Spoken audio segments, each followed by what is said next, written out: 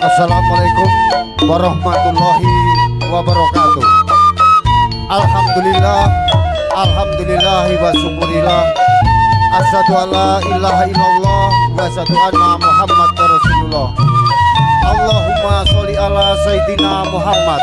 wa ala ali sayyidina Muhammad kama sholaita ala Ibrahim wa ala ali Ibrahim innaka Hamidum Majid. Amma ba'd. Ingkang semida, monggo-monggo kula lan panjenengan sedaya tansah anyuwun wonten ngarsanipun Gusti ingkang Maha Kuwasa. Bilih dalu menika kita tasih dipun paringi wilujeng saged tempal manunggal wonten papan menika kanthi boten wonten alangan setunggal punapa-punapa. Selawat serta salam boten kasupen kawula tujuaken dumateng Nabi junjungan kita Nabi Agung Nabi Muhammad sallallahu alaihi wasallam ingkang tansah kula antu-antu safaitipun awit saking dalu punika ngantos dumugi yaumul kiamah. Langkung-langkung dumateng para rawuh ingkang wonten panggenan mriki boten sanes Bapak Usman ngawontenaken kiaran topeng ireng mengeti Walimatul Khitan putranipun Bapak Wawan ingkang asma Rehan. Pamila kula suwun dumateng ingkang rawuh wonten panggenan niki kula suwun doa pamujinipun sedaya mugi-mugi Mas Rehan enggal diparingi kasarasan saged makepal manunggal kali rencang-rencang kados walipun lan saged ndadosaken putra ingkang soleha bekti dumateng yang sepuhipun lan tambah tekun anggenipun ibadah ugi tekun anggenipun ngaos. Bapak Usman matur nuwun sanget dumateng sedaya ingkang rawuh wonten panggenan niki boten sanes namung panuwun ingkang saged pun aturaken dumateng Bapak Umar dumateng paguyuban kesenian topeng ireng saking Laskar Rimba saking Bumi Rejo Mertoyudan ugi topeng ireng Pesona Rimba langkung-langkung dumateng paguyuban kesenian topeng ireng saking Tlatah Trunan Sekar Ayu Lereng Tigar ingkang sampun kersa paring panglipur dumateng sedaya warga wonten ing Kampung Trunan. Ambo bilih anggen kawula paring pasugatan menika wonten klentang-klentang estu-estu kula sak rombongan nyuwun bumi samudra panjenengan sami. Lan ugi Bapak Usman nyuwun pangapunten ingkang kathah mbok bilih anggenipun paring papan palenggahan ugi saha uturipun tasih kirang nuju prana wonten ngarsanipun paguyuban topeng ireng estu-estu Bapak Usman nyuwun pangapunten ingkang kathah. Kados mangkaten napa ingkang saged dalem aturaken minangka sule atur saking Bapak Usman. Lan mbok bilih anggen kula matur wonten klentang-klentinipun basa ugi wonten solah bawa kula ingkang trepsila estu-estu kula pribadi nyuwun bunging samudra panjenengan sami. Pungkasane atur ihdinas siratal mustaqim. Wassalamualaikum warahmatullahi wabarakatuh. Sugeng mresani ngantos paripurna.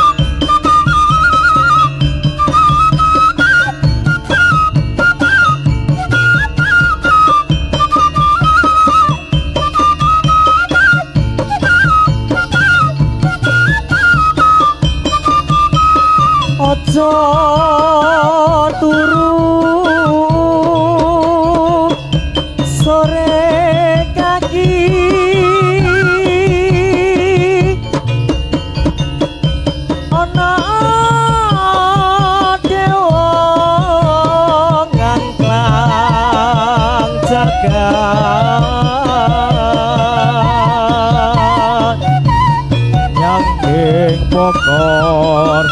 kencanane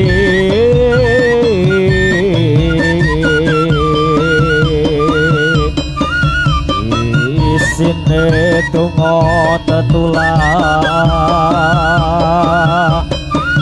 sandak lawan pangan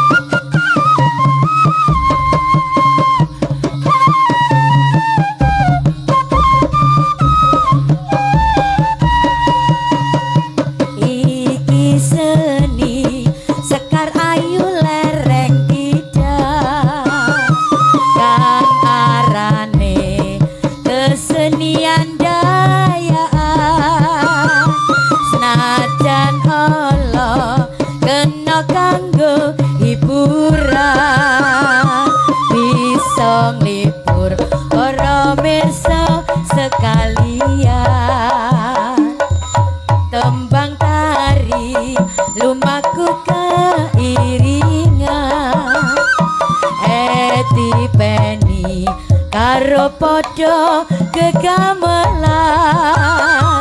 muda-mudi kuwi para pemaine seni daya kang dadi hiburane.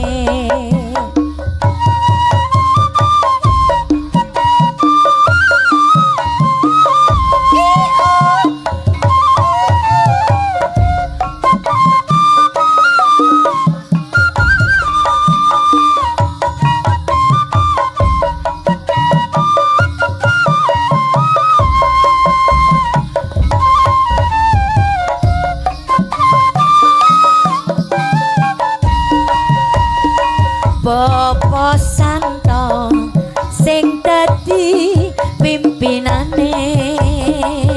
Bapak Yudi juru penasehate, lereng Tidar ora liya jenenge, kampung Trunan kang dadi panggonane.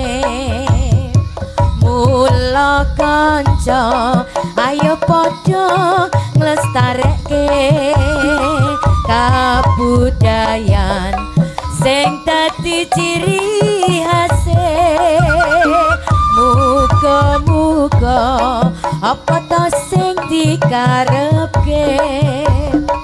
insya Allah bisa gambyang saklawase.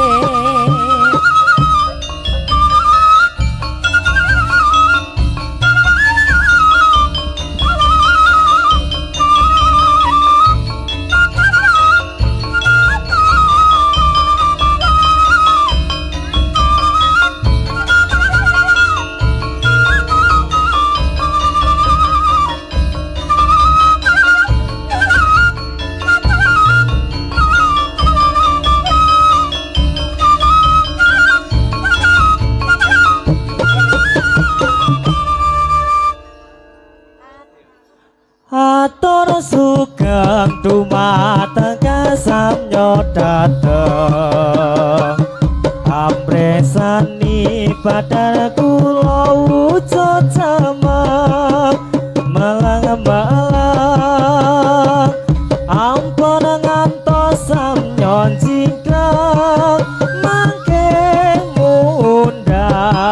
Atma Sangara Atur kula dumateng Kang Samya mreksa ageng alit kakung putri sepuh muda sedaya yen wonten lepat kawula nyuwun kenging pangarsama Kula niki putri sake Sakarayu Teresa ketotolan udonagara sanyata sagate malunga sapa ngupados ngupa jiwa milanipun sedaya Kang Samya mirsa ampun ngantos sami ngala mring kawula najan kula rupa ala nanging tansah kancanira najan ala rupa kula mateni nanging tasih golongane santri sayakti sami lampai kesandian warna-warni milanipun sedaya Kang Samya mirsa ampun ngantos sami ngala mring kawula najan rupa kula ala nanging tansah kancanira najan ala rupa kula amateni nanging tasih golongane santri sayakti sami yang lampai kesandian warna-warni sampun cekap kang dados atur kawula mugi samya sekecakna lenggahira sedaya sinambi mreksa kawula kang rupane boten tata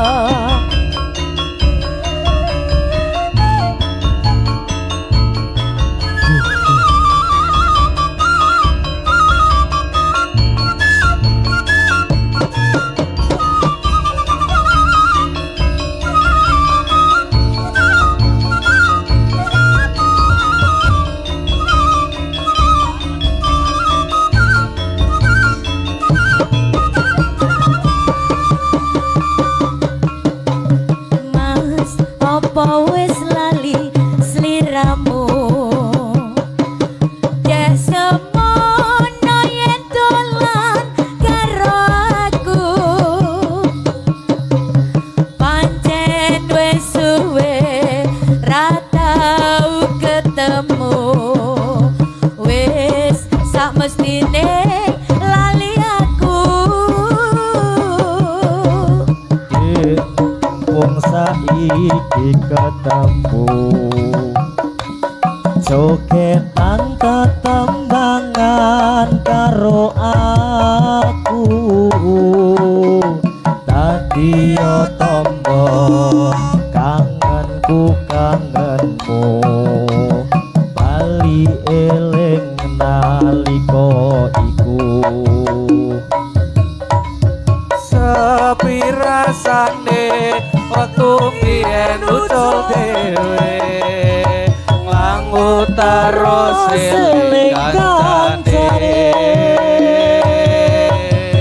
Jaman semono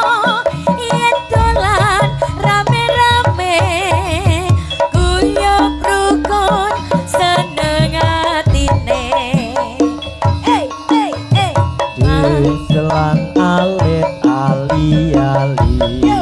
iyo iyo Sasulit kanggo tombo kangen iki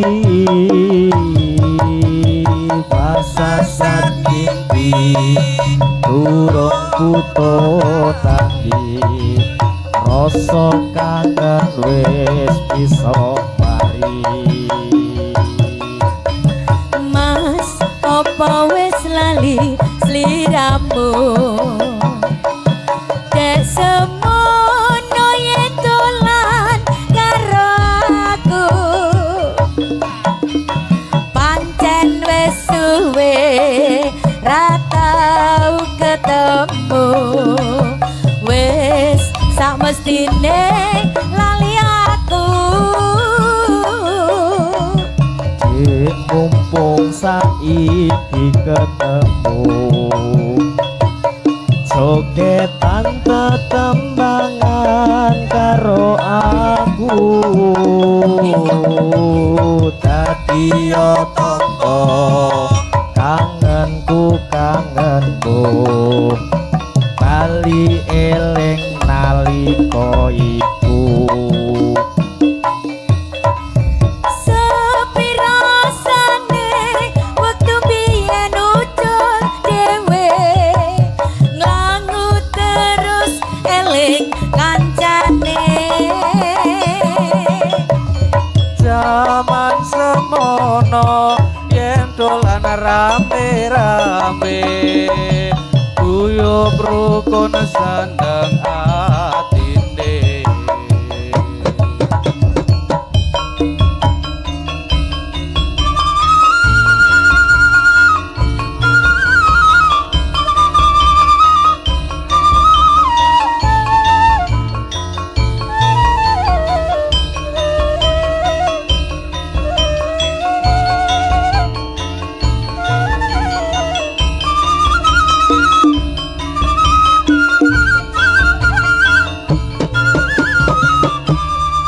Pemuda lereng tidar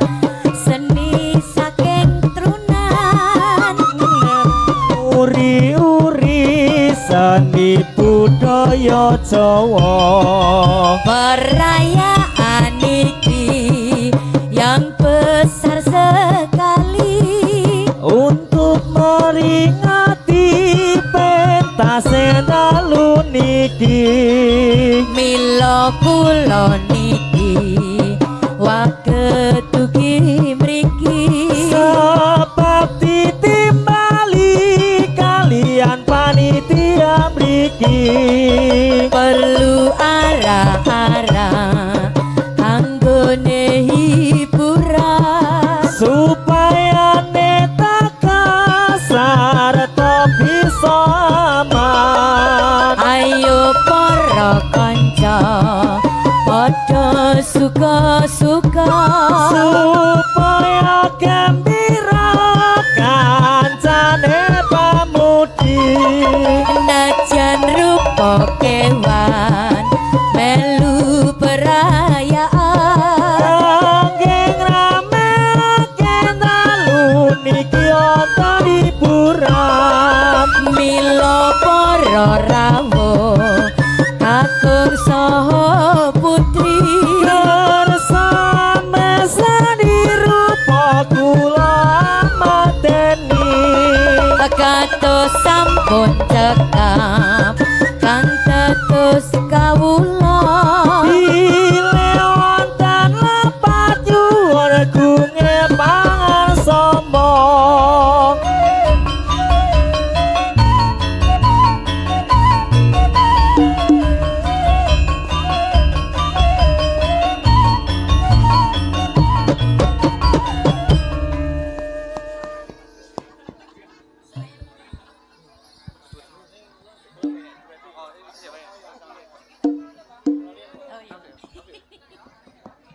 kirim salam sing kadon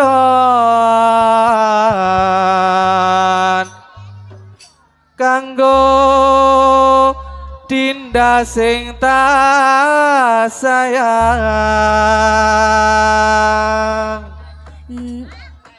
Najan adoh ning panggonan kadang gemuyu dhewean masih kelingan manis sesame koyo kebayang baining lewati yen turu kekaku yen mangan kelingan kadang nangis kumuyu dewean masih sepayung lorongan ing saiki cuma tinggal kenangan sing dadi bayangan awan kelawan wengi mong siji indah sing tak tresnani kirim salam sing kadon kanggo Dinda sing tak sayang senajan kon ning panggonan nanging kaya ning iringan nadyan ning mata nanging cerah ning rasa so janji bakal setya salamiyo masih kelingan manis aseme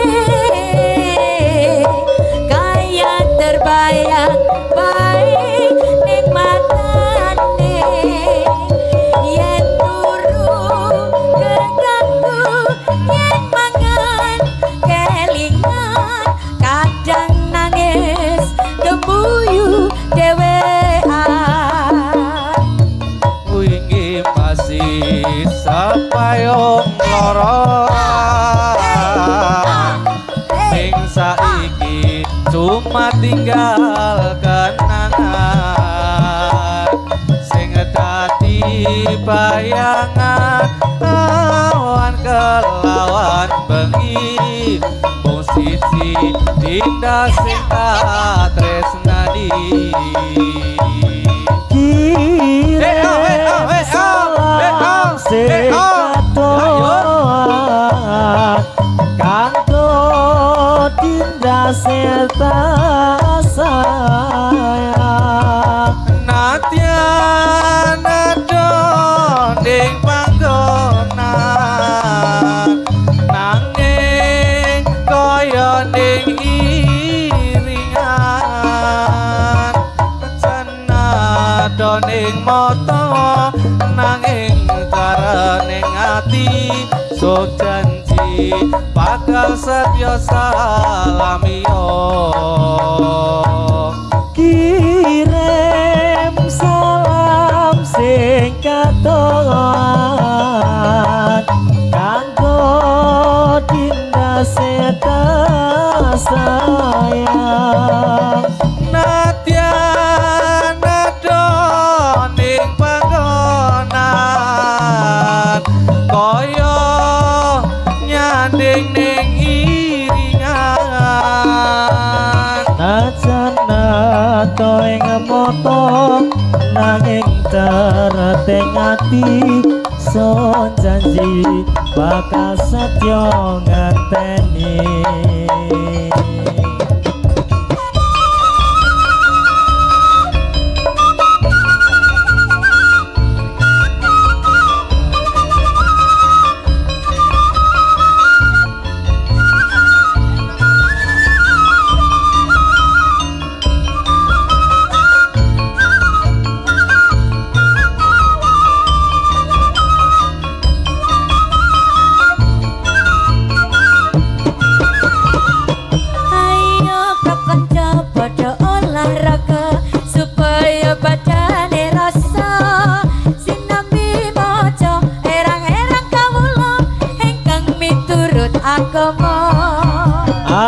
para sedulur Islam sedaya bebarengan ngurmatono maring miyose Nabi junjungan kita Nabi Muhammad kang mulya. Ayo pro kaum muslimin muslimat serta ansar lan fatayat minggu kiaton gone menghormat maring miyose Kanjeng Nabi Muhammad. Lamun wong urip ra gelem hormati besok yen ana akhirat bakal keparingan siksa lan laknat tekani neraka kang mulan. Nanging kan padha gelem menghormati maring mirate Kanjeng Nabi besok yen kita tumeka ing pati diganjar suwarga kang edi beni. Lafaz inna dinah inna doil Islam iku dawuhe pangeran agama mungguhe Gusti Allah Islam iku den lakoni tenan. Mila sedulur kang samya mreksa enggal-enggal den tindakno agama Islam iku luwih utama iku dadi kewajibannya. Iksa mugi enggal den tindakno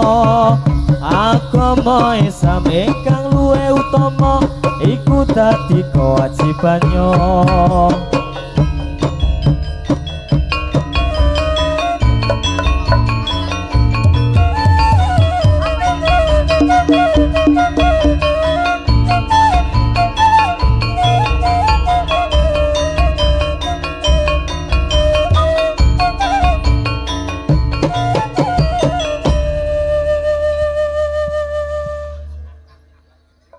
Ceritane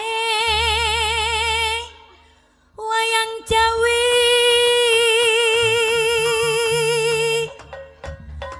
ing praja Ngalengka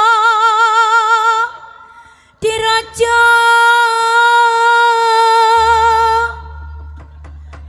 Rahwana raja arane gawe geger nyolong Sinta Anoman canco tumandang Ngalengka wis dadi awu kobong gedhe jroning praja. Caritane wayang Ramayana ing negara Ngalengka diraja Ratu Buta Rahwana raja gawe geger nyolong Dewi Sinta. Anoman si kete putih soan taman Sinta dijak mulih konangan Indrajit lan Patih ning Anoman ora wedi getih.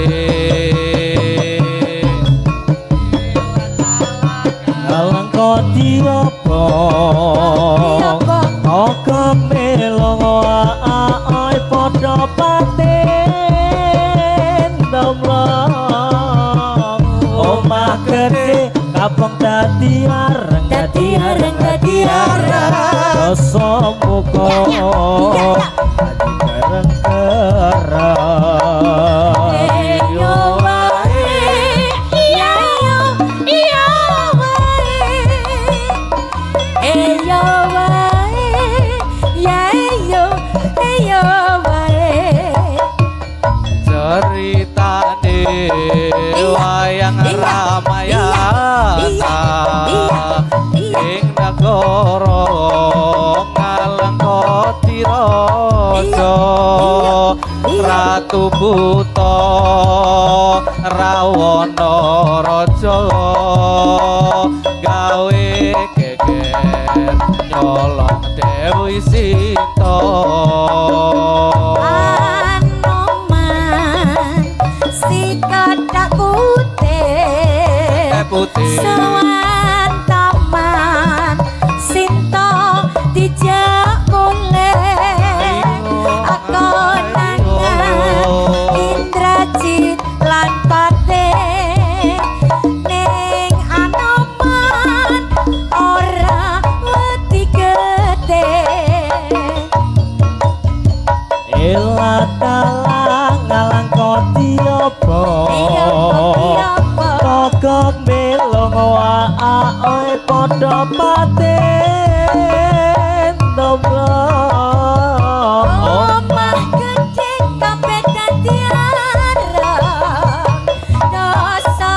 muka dadi gereng-gereng Eyo wae ya eyo wae Eyo